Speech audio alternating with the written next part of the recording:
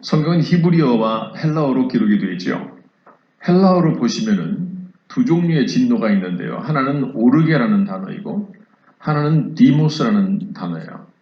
원래 발음은 시모스인데 발음이 중요한 건 아니고, 하나님께서 우리 인간을 향해서 진노를 하실 때에 이 두 가지의 단어를 사용해서 성경은 기록을 합니다. 이 두 가지의 단어 중에서 적당한 단어를 그때그때마다 문맥에 따라서 집어넣어서 말씀을 기록을 하는데, 이 오르게라고 하는 단어는요, 밑에 보시는 것처럼 이 물이 서서히, 차가웠던 물이 서서히 끓어가는 그 과정을 말합니다. 금방 펄펄 끓는 것이 아니라 물이 서서히 끓어가는 그 과정. 그 다음에 디모스라고 하는 진노라는 단어는 이미 끓을 대로 끓어서 물이 흘러 넘치는 거예요. 하나님의 참으심과 하나님의 오래 기다리심을 표현하고 싶을 때에 진노라는 단어를 쓸 때는 오르게를 씁니다. 우리는 성경을 읽을 때에 진노라는 단어로만 읽지만, 그러나 헬라어로는 이렇게 두 개의 단어를 구분해서 사용을 합니다. 우린 세상이 지금 온통 코로나 때문에 곤욕을 치르는 것을 보면서 예수님의 한 가지의 말씀이 기억이 돼요. 예수님께서 제자들에게 말씀하시기를 공중에 참새 한 마리도 하나님의 허락이 없이 땅에 떨어지는 법이 없다 그랬습니다. 그런 하나님께서 어제나 오늘이나 내일도 동일하신 분인데, 이 엄청난 재난의 터널을 온 세계가 같이 동시에 통과하고 있는 이때를 만약에 우연이라고 생각하면은, 이 위에 하나님의 존재와 하나님의 의도가 없다고 생각하면은 결코 그것은 하나님의 사람들의 생각이 될 수 없을 것입니다. 다음들이 생각해야 할 것은 지금 이 재난 시간, 우리의 시간인지 디모스의 시간인지, 아니면 디모스 직전에 보여지는 오르게의 시간 중에서 나타나는 현상들인지를 알기 위해서 일어나는 그 일들을 좀 영적으로 조명할 수 있는 그런 노력이 좀 필요합니다. 제가 지난번에는 중국의 우한에서 재난이 시작이 된 그 내용들에 대해서, 중국의 우한이라고 하는 것이 기독교적으로 어떤 의미가 있는 곳인지, 왜 거기에서 시작되었을 수밖에 없었을까, 그런 내용들을 이 신천지의 내용을 떠나서 좀 자세하게 시진핑 정부의 방식과 관계해서, 또 우한이라고 하는 것이 정부에서 어떤 이유 때문에 우한을 특별 기독교 탄압적으로 시범 케이스로 시작했는지, 쫓겨 나온 많은 선교사님들의 이야기, 제가 만났던 선교사님들의 이야기 쭉 말씀드렸었어요. 하나님의 입장에서 결코 그냥 볼 수 없었던 그런 상황들, 그들의 그 극단적인 죄에 대하여 말씀드렸고, 이 시간에는 지금 현재 가장 문제가 되고 있는 대표적인 지역을 잠깐 언급을 해야 될 것 같아요.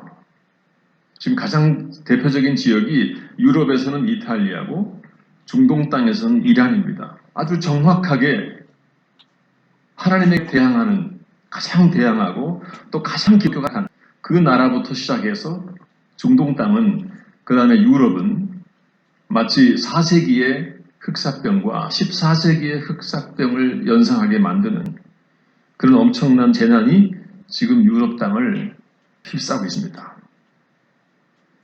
과연 하나님께서 침묵할 수 없었던 어떤 여러 가지 상황들이 있었는가, 우리가 좀 영적인 돋보기를 가지고 들여다볼 수 있는 안목이 필요할 것 같아요.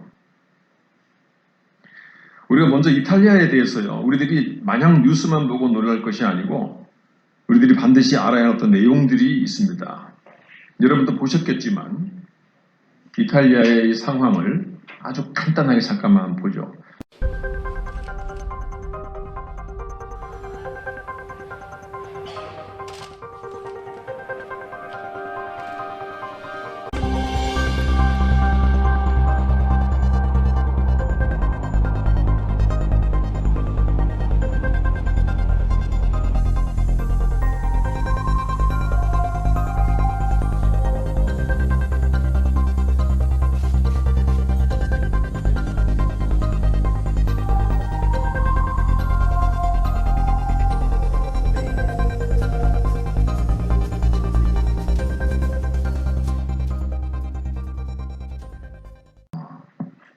KBS에서 보도를 어떻게 하고 있냐면은 유럽의 성당 국가들이 재난에 휩싸이고 있다 이렇게 표현하고 있었어요. 이 표현이 굉장히 중요한 의미가 있습니다.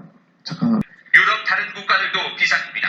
프랑스와 스페인, 독일의 확진자 수도 모두 2,000명을 넘어섰습니다. 지금 현재 보시면은요, 유럽의 대표적인 성당 국가, 중세 1000년 동안의 암흑도 시기 동안에 가장 타락했던, 캐톨릭이 가장 타락했던 대표적인 국가들이 먼저 지금 이 재난이 시작이 되고 있어요. 그 중에서 가장 대표적인 나라가 이탈리아입니다. 여러분, 이탈리아는 1세기에 로마의 침략을 받으면서 로마라고 하는 나라가 자기 나라처럼 지배하고 다스렸던 나라예요. 지금까지 로마의 권위와 위상을 떨치고 있는 그러한 나라입니다. 이때부터 로마는 이제 그리스 로마가 아니라 이탈리아 로마라는 이름으로 이탈리아 땅에서 계속 발전해 나갑니다. 첫 번째 이탈리아 로마의 황제가 성경에도 그 이름이 자주 언급이 되는 아우구스투스이고 그 다음이 티베리우스,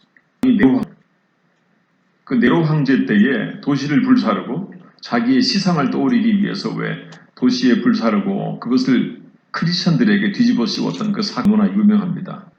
이때부터 이탈리아 로마에서는요 200년이 넘게의 기독교인에 대한 극도의 탄압이 진행이 돼요. 그것이 바로 이탈리아 로마예요. 그냥 로마가 아니라. 그 후로 콘스탄티누스 황제가 되면서 기독교가 공인이 되지만은 기독교를 향한 탄압은 멈추었지만은 탄압 때보다 더 기가 막힌 방법으로 기독교가 권력을 가지게 되면서 기독교가 사람들 위에 군림하고 정치 위에 군림하고 또 그것을 결집시키기 위해서 그때부터 각 지역에 엄청난 돈을 들여서 성당을 짓기 시작을 해요. 자, 그런데 로마에게 점령당한 이탈리아 땅을 주변 다른 민족들도 욕심을 냈어요. 그 이후에 나중에는 게르만 민족에 의해서 로마가 점령당하게 만들고 그 다음에 노르망 민족에 의해서 로마가 점령당하지만은 그러나 점령한 그 나라들은 워낙에 그 지역이 캐톨릭 국가다 보니까 캐톨릭이라고 하는 종교를 그냥 인정하면서 그 수장들을 다 자기들 소화해 놓고 그 종교를 이용해서 식민지를 다스려가는 그런 방법이었습니다. 마치 지금 스페인도 지금 이제 재난이 시작되는데 스페인이라는 나라가 필리핀이라는 나라를 400년 이상 점령을 했을 때에 필리핀이라는 나라의 국민을 캐톨릭이라고 하는 종교를 가지고 지배를 했어요. 그래서 지금 필리핀도 80% 이상이 캐톨릭 신자인 캐톨릭국가 된 겁니다. 이렇게 로마의 캐톨릭과 성당들은요, 권력을 유지하는 방법으로 사용되는 하나의 도구로만 계속 전락을 해왔어요. 그래서 거기에는 이제 교황 시대가 시작이 되면서 그 교황의 권력이 엄청나게 부각이 되면서 그 성당을 중심으로 발전한 것이 예술과 문화예요. 그래서 종교개혁을 통하여서 그들의 타락한 부분들이 다 드러났을 때에 예술과 문화 쪽에서는 종교개혁이라고 말하지 아니하고 그냥 그거를 르네상스라고 말했죠. 그래서 최고의 예술과 문화가 발전한 유럽의 나라가 이탈리아입니다.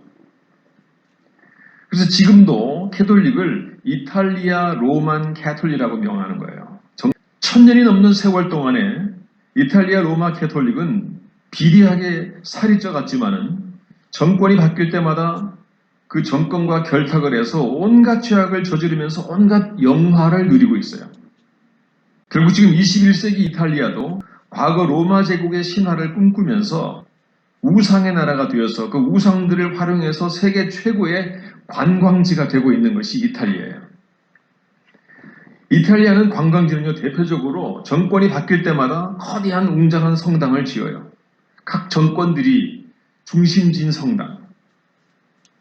그러면서도 그리스 로마의 문화도 그대로 유지하면서 그리스 신화에 나오는 모든 신들, 아폴로 신, 미네르바 신, 주피터 신, 그 모든 신들의 신전을 곳곳마다 다 지어놓고 또 그 신전에서 그들이 제사를 지냅니다.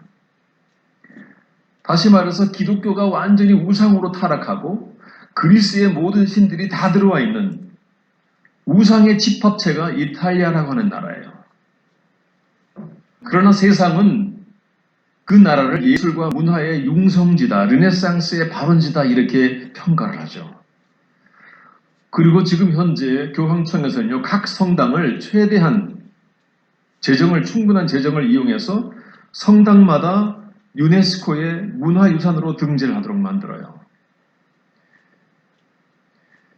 그래서 지난번에 불탔던 노틀담 성당이나 가장 성당이 큰 성베드로 성당, 그 다음에 지금 현재 이 코로나로 제일 번잡한 밀라노, 베네치아 성당은 대표적인 유네스코에 등재된 성당으로 입장료가 굉장히 비쌉니다.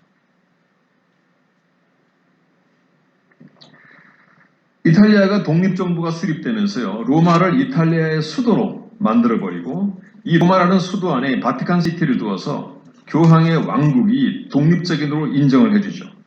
그래서 이탈리아 전역을 관광지로 개발을 해서 이탈리아는 관광 문화로 엄청난 돈을 벌어들이고 있습니다. 그 중심에 성당이 있고 바티칸시티가 있는 거예요. 결국 이탈리아의 기독교를 세계가 가장 타락한 기독교가 되어버린 것은 이것이 이탈리아 로마 캐톨릭 전차를 밟아서 지금 현재 이탈리아의 관광객이요 가장 몰리는 것도 바티칸시티를 구성하고 있는 성 베드로 성당을 중심으로 해서 그 다음이 최고의 코로나 번성지인 밀라노의 대성당과 베네치아는 그 섹스피어의 소설에 나오는 그 베니스 성당, 하나님께만 영광을 돌리는 거룩한 예배 처소가 말씀을 잊어버리고 돈을 버는 관광지가 되었고, 밀라노의 성당과 베네치아 성당들은요 입장료를 내지 않으면 들어갈 수가 없어요. 요거 영상 하나 간단하게 한번 보고 그 다음 볼까요? 네, 이탈리아 중부 지역을 강타한 규모 6.5의 강진으로 14세기 대성당 등 주요 문화재들이 상당수 무너져 내렸습니다. 움브리아주 노르차에서는 14세기에 지어진 성 베네딕토 대성당 등 교회 건물 2곳이 파괴됐습니다. 성 베네딕토 대성당은 이탈리아 성인 베네딕토 수도사의 탄생제에 지어진 유서 깊은 성당으로 해마다 5만 명의 순례자들이 찾는 곳입니다. AP통신은 고대 로마 성벽과 성당, 미술 작품들이 무너져 내리거나 깔리면서 이탈리아의 정체성이 타격을 받았다고 전했습니다. 그래서 이탈리아에서 모든 예술가들이 다 나와요. 미켈란젤로도 그렇고, 레오 다빈치, 라파엘로, 보티첼로, 그 다음에 미켈란젤로 2세, 그 다음에 넬레스키, 프란체스카, 조반니라고 하는 유명한 또 예술가, 이 모든 조각가와 이 화가들이요, 그 모든 예술은 가톨릭의 성당을 치장하고 조각상을 만들기 위한 목적으로 그들이 키워진 사람들이에요. 그러나 세상은 그들을 위대한 예술가라고 명칭하면서 그들의 작품이 있는 곳마다 더더욱 그 작품들이 이미 세계유산이고 그곳은 유네스코에 등재되게 되는 어떤 이유들이 되었죠. 왜냐하면 세상은 기독교의 타락과 이런 거에 관심 없어요. 그냥 예술적인 가치, 사람들의 관심, 문화적인 가치, 거기에만 중심이 있기 때문에 그들의 작품들을 걸어놓고 전시해놓고 이탈리아는 최대한 많은 성당들을 유네스코의 세계문화로 등재시켰고 세계문화유산 유지관리비로 엄청난 돈을 정부에서 그 성당들을 관리해야 되는 거예요. 이렇게 하나님의 이름을 이용한 예배 처소가 그저 예술작품이 되어버리고 관광상품이 되어버리고 그것들을 통해서 권력과 물질의 다툼이 그 중심지인 바틴시티에서는요 비밀스러운 암살과 암투와 권력 싸움이 계속 벌어지고 있는 거예요. 이 교황들의 타락한 역사의 기록들을 보면은 이루 말할 수 없는 기록은 몇 페이지에 이루죠. 이러한 내용들을 하나님께서 언제까지나 그냥 지켜만 보고 계시는 것은 오히려 이상한 일이 아닐 수 없지요. 하나님의 진노는요, 오르게의 단계에서 어느 정점에 이르면은 반드시 디모스가 되기 전에 먼저 경고의 메시지가 있기 마련입니다. 유럽의 이탈리아 로마 캐톨릭과 프랑스 등지에서요, 성당들은 몇 번의 경고를 받았어요. 그 다음 한번 볼까요?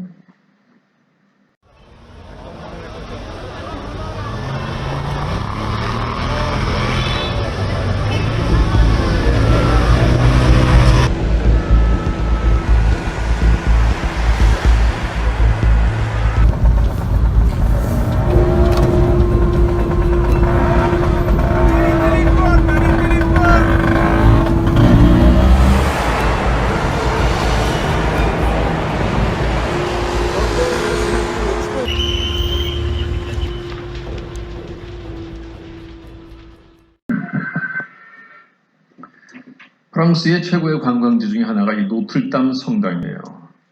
이 노틀담이라고 하는 말은요, 프랑스의 말인데 귀한 부인이라는 뜻입니다. 성모 마리아를 상징하는 단어가 이 노틀담이에요. 종교개혁 이후에 개신교 성도들이 이 노틀담 성벽에 있는 수많은 조각상들, 서민들의 조각상, 천사들의 조각상, 여러 그 조각상들을 이것은 하나님께 우상을 숭배하는 것이다. 우린 이것이 화의 근원이 될 것이다. 가지고 개신교 성도들이 그걸 무너뜨리려고 했어요. 그런데 그들은 다 잡혀가고 자기들의 유산을 훼손한다 해가지고 다 잡혀가고 다시 그것은 정부에 의해서 구되었습니다. 이 노틀담 성당 대표적으로 이루어지고 있는 일이 뭐냐면 위령 미사라고 해가지고 그 프랑스의 이미 죽은 대통령들의 영혼이 연옥에서 천국으로 옮겨질 수 있는 위령 미사를 계속 권력이 바뀔 때마다 드렸어요. 그 위령 미사로 노틀담 성당이 굉장히 유명합니다. 성경에는 이 위령 미사라는 비슷한 내용도 없잖아요. 어디 성경에 연옥이 있고 그래가지고 연옥에 있던 대통령들의 영들이 위령 미사를 통해서 천국으로 옮겨지는 그 위령 미사. 그래서 그 다음 대통령도 그 위령 미사의 혜택을 받고 싶어서 권력이 그 성당을 중심으로 한 모든 시스템들을 도와주는 그러한 위치, 서로 공존 관계에 있습니다. 그러면 여기 질문이 하나 있는데요. 이탈리아 로마에서 가장 먼저 있었던 하나님의 진노가 뭔지 아세요?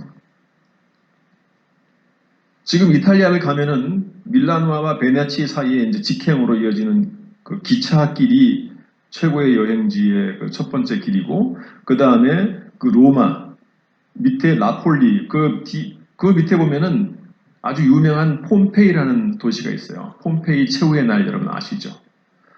그 폼페이라고 하는 곳의 도시가 마치 하나님의 오르게가 참고 참다가 결국에는 디모스가 되어서 폭발한 것처럼 화산이 폭발해서 그 당시에 메비우스 화산이 폭발해서 이 폼페이 도시를 완전히 덮었죠. 흔적도 없이 사라지고 말았었어요. 이 폼페이라고 하는 곳이 1세기 후반부에요.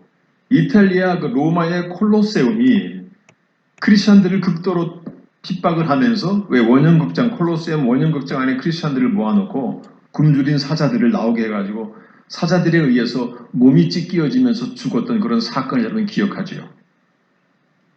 이 로마의 콜로세움에서 수많은 기독교인들이 사자의 밥이 돼서 극도의 고통 속에 죽어가고 있을 때에 이탈리아 폼페이 도시에서는 제2의 콜로세움인 폼페이 원형극장이 만들어져 가지고 거기에서 또 다른 탄압이 시작이 되었고 그 지역이 크리스천 검투사와 많은 사람들이 희생되었던 그런 지역입니다. 기독교인들을 탄압하던 그곳은 로마의 권력자들과 자산가들, 그 다음에 권력과 손을 잡았던 성직자들, 돈이 있는 사람들이 이 폼페이 지역에 워낙 그 지역이 좋으니까 그 지역에다가 다 별장을 지어놓고 큰 건물을 만들어 놓고 원형극장을 만들고 하면서 로마의 권력자들이 그곳에 와서 자기들이 향락을 즐기는 곳이에요. 폼페이 도시가 메비우스 화산에 의해서 묻힌 이후에 수백 년이 지난 다음에 거기를 발굴했는데요. 그곳에 있는 엄청나게 큰 규모의 목욕탕, 사창가들, 거기에는요 그냥 봐도 민망할 정도의 그림들로 쫙 전시되어 있는 거예요. 다시 말해서 역사적으로 소돔과 고모라 이후로 가장 타락했던 향락의 도시가 폼페이였습니다. 그 폼페이에서 권력자들이 모여가지고 기독교를 어떻게 탄압할지를 고민하던 그리고 계획을 세우던 그런 지역입니다.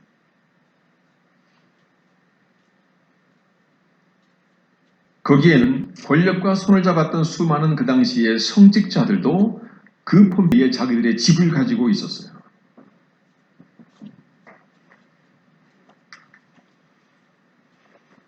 이거는 지금 밀라노 성당의 모습인데요. 밀라노 성당을 가면은요, 그 벽에 이렇게 로마 교황, 이 프란체스코 교황의 사진이 크게 붙어 있어요.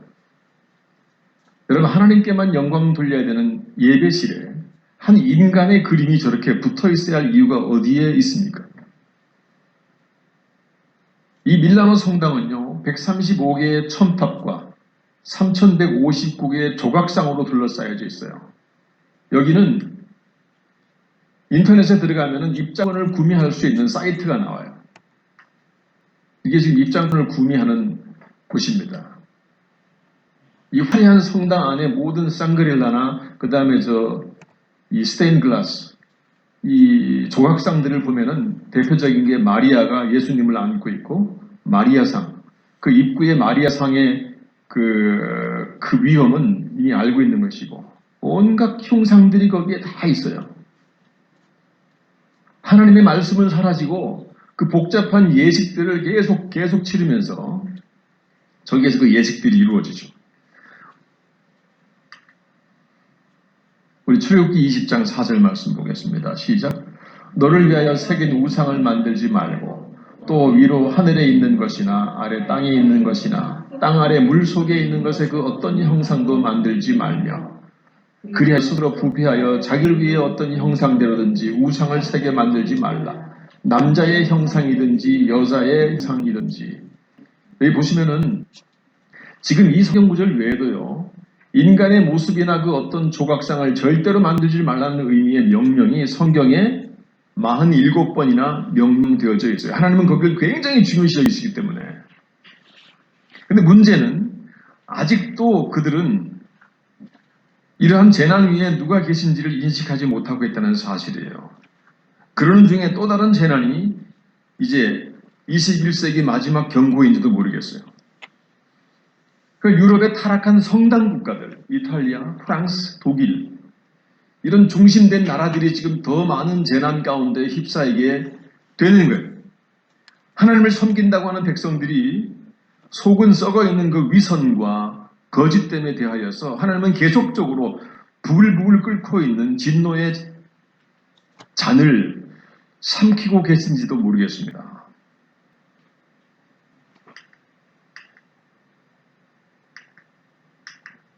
이건 뭐냐면은 폼페이의 그 발굴 작업이 끝났을 때에 거기서 나타난 그리스 신화 속의 모든 신들, 주피터, 미네르바, 제우스 신, 헤라 신, 포세이돈 이런 신들의 신전들이 각 지역에서 발굴이 된 거예요. 이건 이제 아폴로 신전이고 폼페이에서 발굴된 제2의 콜로세움인 원형 폼페이 원형극장 모습입니다. 지금도 폼페이 로사리오 성당은 굉장히 많은 관광객들을 끌고 있어요. 폼페이의 유적지를 보러 왔던 사람들이 꼭 저기 폼페이 로사리오를 들려서 저길 관광지로 코스를 삼지요. 이 폼페이 로사리오 성당은요, 마리아가 나타났다는 소문을 만들어서 마리아가 현현한 유명한 성당이에요. 이 필리핀도 그렇습니다. 필리핀에 막 100년 된 성당이나 이런 데에는 각 한 가지의 소문들이 있어요. 마치 그 관광지의 하나의 아이템처럼 어느 성당에서는 마리아 눈에서 피눈물이 났다 그래가지고 피 흔적을 그대로 묻혀놓고 닦지 않고 그냥 그러고 있어요. 그래서 그 마리아상 다리를 보면요, 하도 사람들이 문지르면서 기도해가지고 발바닥에 발등에 그 페인트가 다 벗겨져 있어요. 그걸 계속 다시 덧칠하고 그러지요. 제가 있던 도시에도 100년 된 그런 어떤 캐테드랄. 마태복음 11장 20절 오늘 본문의 말씀을 다시 한번 천천히 보겠습니다. 예수께서 권능을 가장 많이 행하신 고을들이 회개하지 아니하므로 그때 책망하시되 화 있을진저 고라시나 화 있을진저 벳세다야 너희의 행한 모든 권능을 두로와 시돈에서 행하였더라면 그들이 벌써 베옷을 입고 제에 앉아 회개하였으리라. 내가 너희에게 이르노니 심판날에 두로와 시돈이 너희보다 견디기 쉬우리라. 가버나움아 내가 하늘에까지 높아지겠느냐 음부에까지 낮아지리라. 내게 행한 모든 권능을 소돔에서 행하였더라면 그 성이 오늘까지 있었습니다. 내가 너희에게 이르노니 심판날에 소돔 땅이 너보다 견디기 쉬우리라 하시니라. 여기 고라신, 베세다, 그 다음에 이 가버나움은 대표적으로 예수님께서 축복하면서 말씀을 전하고 그랬던 지역의 대표적인 지역들이에요. 하나님의 말씀이 성해야만 마땅한 그런 지역이죠. 그러나 두로와 시돈에는 하나님의 말씀이 전해지지 않아서 완전히 이방 땅입니다. 그러면 예수님께서 말씀하시기를 그들이 하나님을 섬기지 않고 여전히 우상 섬기는 걸 보이면서 내가 가만히 보니까 심판날에 오히려 두로와 시돈이 너희보다 견디기 쉬우리라. 이렇게 역설적인 표현으로 그들이 하나님을 섬기지 않는 그 모습을 보면서 답답해하는 예수님의 말씀이에요. 자, 다음으로는요. 앞으로 계속적으로 기독교를 최고로 탄압할 중동 땅의 최고의 반기독교 국가 이란을 잠깐 보겠습니다. 2만 3천여 명이 코로나19에 감염돼 이 가운데 1,800여 명이 숨진 이란. 사망자 수는 이탈리아와 중국, 스페인에 이어 네 번째로 많고 치명률도 7.9%에 이릅니다. 이란 정부가 발표하는 코로나19 통계의 신뢰성도 문제 삼았습니다. 여러분, 이란이라고 하는 나라가요. 중동 땅에서 이슬람 국가들 중에서 기독교를 가장 극단적으로 핍박하는 나라예요. 이 이란이라고 하는 나라가 우리가 좀 알아야 될 것이 이 1919년도 이란이요. 이슬람 혁명을 통해서 이란이라는 나라는 세계에서 유일하게 이슬람 법이 나라를 다스리는 세계 유일한 이슬람 신정일치 국가예요. 중동 땅의 이라크나 다른 이집트나 다른 나라도 이렇게는 하지 않습니다. 이란 정부가 내린 지침이 뭐냐면은 모든 교회는 이란 말로 예배를 드릴 수 없다. 정부의 허가를 받은 사람만 예배를 참석 가능하다. 교회와 신자들은 정부에 의무적으로 등록을 해야 된다. 마치 중국의 시진핑 정권처럼 기독교를 완전히 말살하기 위한 법적인 근거를 튼튼하게 세웠어요. 지금 이란이 시행하고 있는 신정 정치라는 게 뭐냐면은 과거에 중세의 로만 가톨릭이 극도로 타락했을 때에 교황이 프랑스의 왕을 임명하고 그 나라의 왕도 교황의 지령을 받는, 다시 말해서 가장 권력의 정점에 있던 타락한 가톨릭이 가장 타락했을 때의 모습처럼 이란에도 대통령이 있어요. 그러나 그 대통령 위에는 이란의 성직자들이 뽑아놓은 최고의 종교 지도자가 대통령 위에 있는 겁니다. 잠깐 보여드릴게요. 이란의 권력 구조가 어떻게 되냐면은 이 사람이 지금 현재 대통령이에요. 이란의 대통령. 그 아마디 네자드 가끔 뉴스에 나오는 사람입니다. 이 사람이 대통령이지만은 이 사람에게는 실권이 없어요. 그냥 민주주의 국가인 척하기 위해서 대통령이라는 행정부를 만들어 놓고 그 위에 최고 지도자 하메네이, 첫 번째 신정 정치가 시작됐던 첫 번째 지도자가 누구냐면 호메니요. 우리가 익숙하게 알고 있는 그 이름이죠. 그 사람 이후에 지금 현재 이란을 다스리고 있는 최고 지도자는 하메네이입니다. 이 사람이 사법부의 수장을 임명하고 모든 군을 통솔하면서 군의 지휘관들을 자기가 임명을 해요. 그리고 이 지도자가 대통령도 인준해지고 해임도 시킬 수 있고 임명할 수 있어요. 근데 이 최고 지도자는 성직자 86명으로 구성된 최고 지도자 단체가 이슬람의 최고 성직자들이 모여서 최고 지도자를 뽑는 거예요. 이들이 만들어 놓은 법칙이 뭐냐면은 모든 교회는 겉으로는 교회들을 이렇게 탄압하고 허무르면서도 사람들을 끌고 가서 지도세도 모르게 죽이면서 숙청을 시키면서도 겉으로는 민주주의 국가인 것처럼, 그러나 법을 만들어 놓기를 이란 말로는 예배 드릴 수 없다. 정부의 허가 없이는 예배에 참석도 못한다. 이렇게 대통령이 있지만은 그 위에 이슬람의 최고 지도자를 세워서 이 사람이 신이 세운 사람이기 때문에 이 나라가 신에 의해서 지켜지기 위해서는 대통령도 신이 세운 사람의 지시를 받아야만 된다는 것이 이슬람법의 첫 번째 조항이에요. 이렇듯 정부에서 모든 기독교를 탄압하고 핍박하는 것은 마치 중국처럼 지하교회를 다 색출해서 기독교인들을 탄압하고 있어요. 이것이 가장 극도로 이루어지고 있는 것이 바로 이란입니다. 이란에서 어느 교회의 목회자가 갑자기 잡혀가서 사형당하고 그 아들이 이어받아서 목회를 하다가 다시 잡혀가는 그런 사건들은 많이 우리 전해지고 있어요.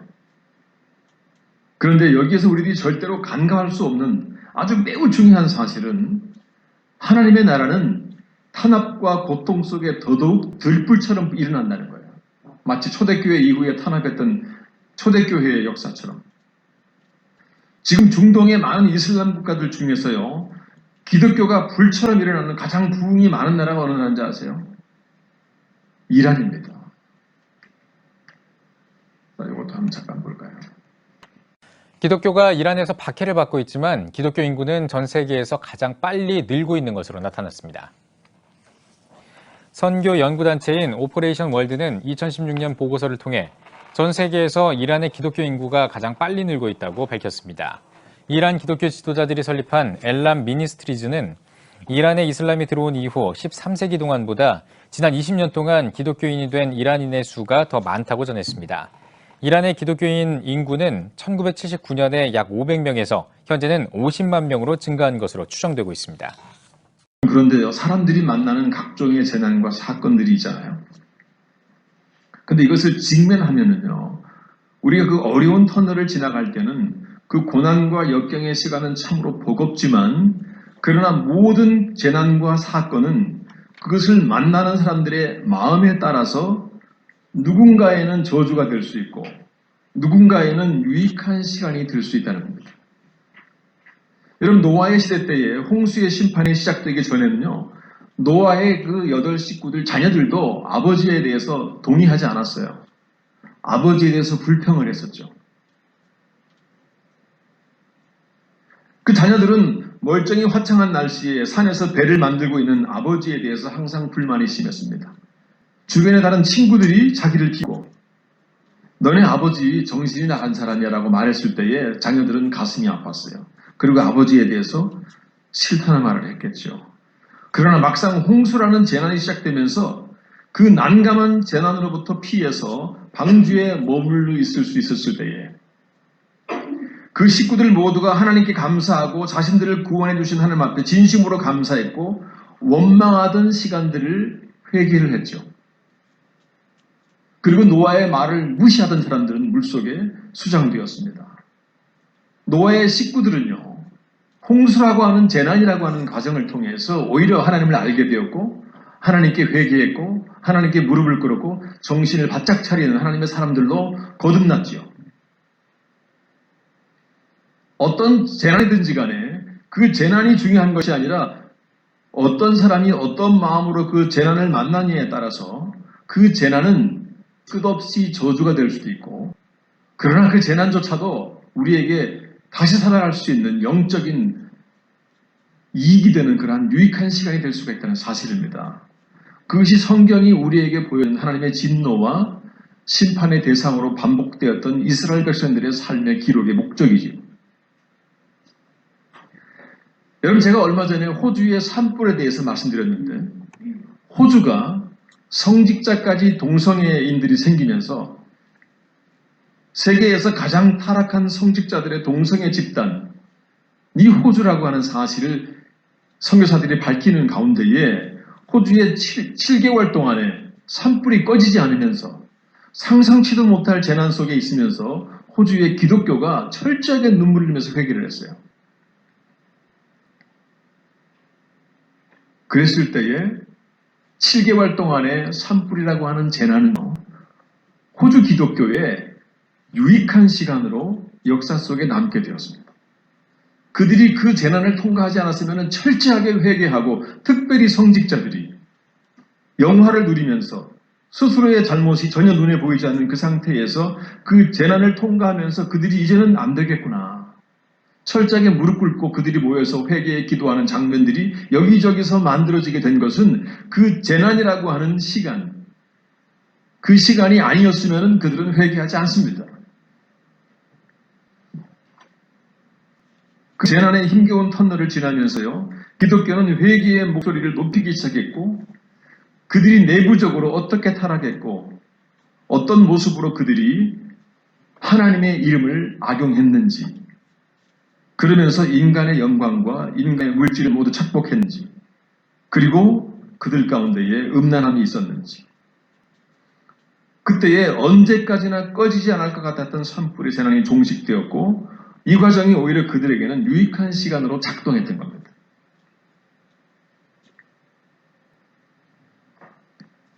자, 우리 결론으로 가기 위해서 말라기 2장의 말씀을 우리 같이 한번 보겠습니다. 시작. 우리는 한 아버지를 가지지 아니하였느냐? 한 하나님께서 지으신 바가 아니냐? 어찌하여 우리 각 사람이 자기 형제에게 거짓을 행하여 우리 조상들의 언약을 욕되게 하느냐?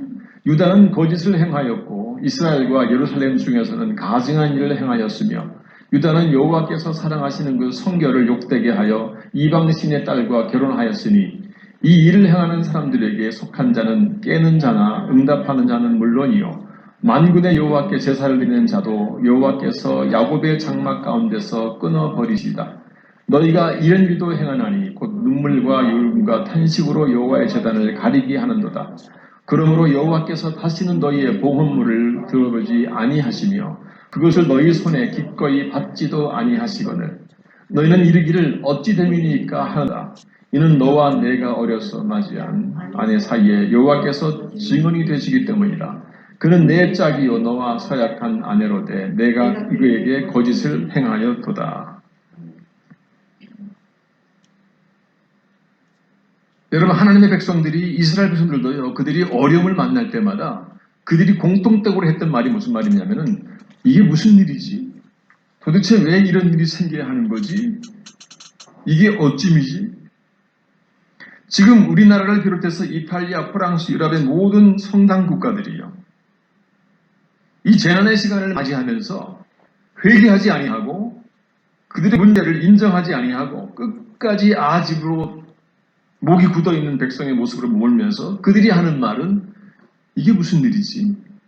이게 왜 이런 일이 생겼지? 하면서 그 발원지인 중국만을 탓하고 있을 거예요.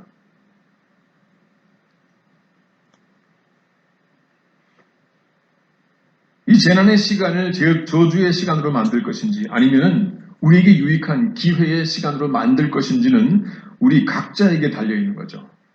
어떤 사람에게는 저주가 될 것이고 어떤 사람에게는 유익한 시간이 될 것입니다. 그것을 맞이하는 사람이 그 위에 계신 하나님의 역사를 인정하고 하나님 앞에 납작 엎드리면은 우리는 그 시간을 통해서 이 마지막 때를 가장 잘 준비하는 이 마지막 경고에 대해서 가장 잘 준비된 하나님의 사람으로 거듭날 거예요.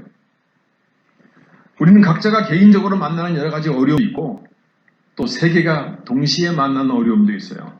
그러나 그 많은 어려움들이 우리 속에 있다는 것은 중요한 것이 아니라 그 어려움이 나에게 왔을 때에 그 어려움을 감당하는 나의 모습을 통해서 그것이 나에게 축복이 될 수도 있고 그것이 나에게 큰 손해가 될 수도 있겠지요.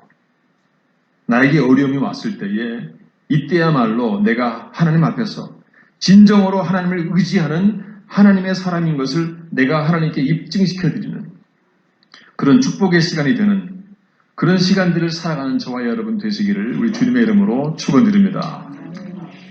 우리 찬송하시겠습니다.